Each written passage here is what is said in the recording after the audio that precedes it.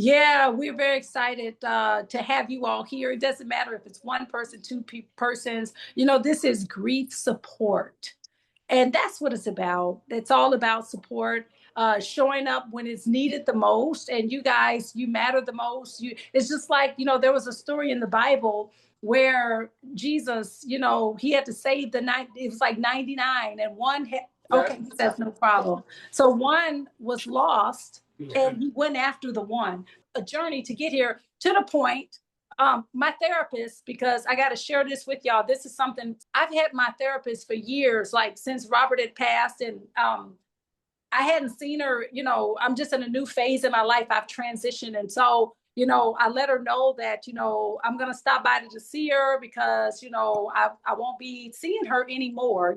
Just and not that I'm not telling anyone to discontinue anything, but just where I am in my life. And my therapist was like, I would like for us to be friends. I really would like for us to be friends. I said, really? Because I've always wanted to ask her that because I can connect I can connect with her in other areas.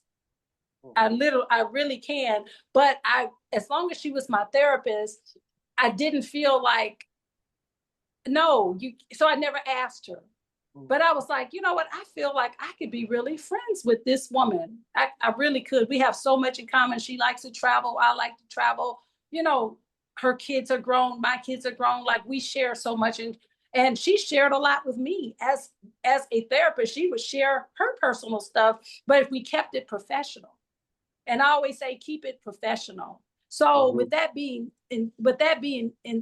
come to mind, I was like, you know what? I was thinking the same thing. And I think that would be wonderful. So she says, I'm going to text you my number and we're going to go from there.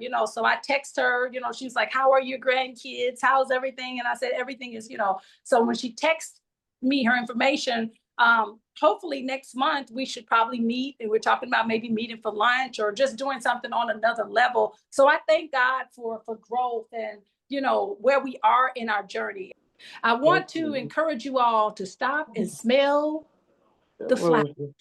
Take a look at the beauty. Take a look at the surroundings. Some of you all, you're surrounded by beautiful scenery, nature. You have your family. You have your friends. What do you all have? And really my anger was, I was angry at God and I didn't want to tell him. I was afraid. And I said, I'm angry at you. And God said, tell me. And I began to give it to him. All my hurt, all my pain. And this must have went on for hours. I don't even know. I was just shouting to God and how I felt. And then I just began to feel the peace of God. I just began to feel like his hand said, you can give that to me. You can cry that out. You can express how you feel. It's okay. And I felt peace for the first time. Like I can really share with you how I feel. Yes, let it go. Give it all to me. And when I did that, I just felt the peace of God come upon me, and it changed my life to the fact that we have loss. We have lending our shared stories, and you all are here tonight because of that release, because I was just open and free with it, and it's okay. And let me tell you, that pain is going to turn one day, the healing, it's healing that's going to enter, and it's already being done right now. I'm telling you what I know. I can only tell you guys what I am experiencing. And so I feel that we are a family, we have connection, and your best days are yet ahead. We're all here for each other. Whether my loss at one time was Robert, but then after that was my sister. After that was my father. After loss is a part of life. And guess what? We're in this for the long haul. Every time I lost someone, I came to the group.